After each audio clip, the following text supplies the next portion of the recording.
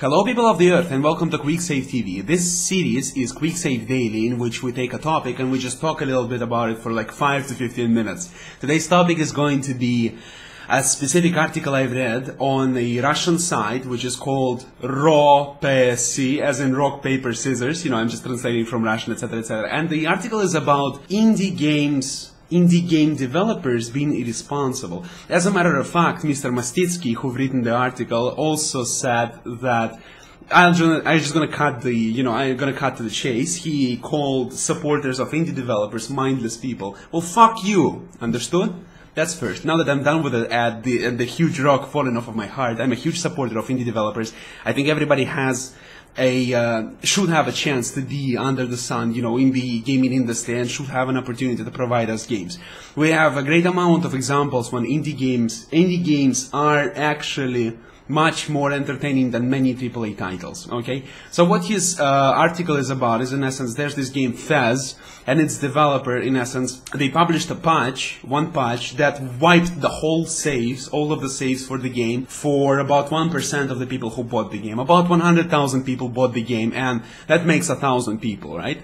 In order to publish a patch again on Xbox Live, right, they will need to pay about $10,000, if I'm not mistaken, and the point is, they don't want to take it, they're like, blah, blah, blah, it's very expensive, and etc, etc. So, what I don't like first is that the author of the article uses it to brand the whole indie development industry as in all negative light, and compares them to a failing author movies, cheap movies about nothing, taking all the trash from all other medias, failing rock bands, failing movies, and etc, and mixes up indie games, all of them in essence, with this shit. First of all, that's pathetic attempt to actually insult anything. You're not proving anything like this, and you're comparing different mediums. And then he also says, he tries to critique these things, but it's such a pathetic critic in my opinion, because there's so many great indie games. You know, if you choose to close your goddamn misbegotten eyes, maybe you should carve them out and stop writing your bullshits, okay? That's first. Second, there's great examples of games which intend, and they actually improve the industry, okay? There's Amnesia,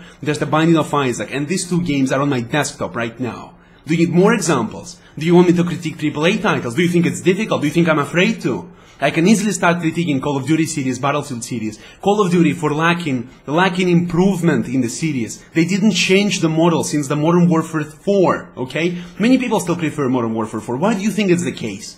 Because there was no dramatic development, dramatic improvement after that. Call of Duty 2 and Call of Duty 4 are still the most popular games today. Can you imagine that?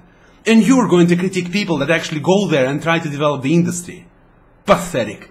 I spit on you. Now, next, what developers of Fez did is not very good. I'm not trying to defend that. I don't want the industry to be spat upon, okay? That's not appropriate. But what they're doing is not actually correct, because of the specifics of the model. I'm going to go a little bit in it just in a moment.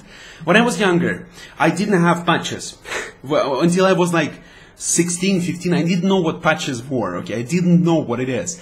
My first console was Nintendo Entertainment System. That was the only one that I actually owned, okay? And on this console, there was no patches, as you know. There was the cartridges, right? Which you would insert, and there was no possibility to patch them. So whatever you got on the cartridge was the final product. There was no way to change it. Then I switched to computer. You know, I was playing computer at home, very, very primitive one, and etc, etc. And the reason why I didn't have patches is because I never had an internet connection. We just didn't have it. I remember once I've actually connected to the internet and I downloaded the song. And you know what happened? I had to pay about 50 euros. That's about 35 bucks. For downloading one song, because that's how bad and expensive internet was. It was dial-up and it was extremely expensive. That was my first experience with the internet. My mother was like, yeah, it's cheaper to kill you, than to keep you alive. Because of that, there was really no patches. Now on Xbox Live, they published this patch for Fez. I think the problem with it is that the patch is perceived generally as a good thing, but when patch brings more bugs than it actually fixes, which happened with Skyrim in one of the patches. Remember when dragons started flying upside down? There was a problem, okay? That generally happens, and that's a screw up. And if you screw up when you develop a patch, you have to try again. You have to try again, and even though it's expensive for you, that's your reputation.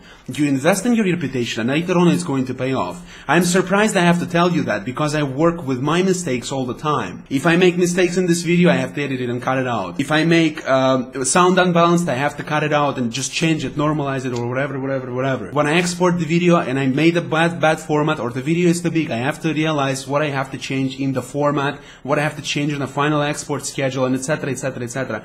These are your responsibility in front of consumer. In many circumstances, in many games I played, when you would install the patch, it would facilitate deletion of all the saves. That's appropriate, and I don't think Faz is gigantic 200 hours games in which people are like, oh my god, my save's wiped, but I don't know, I never played the game.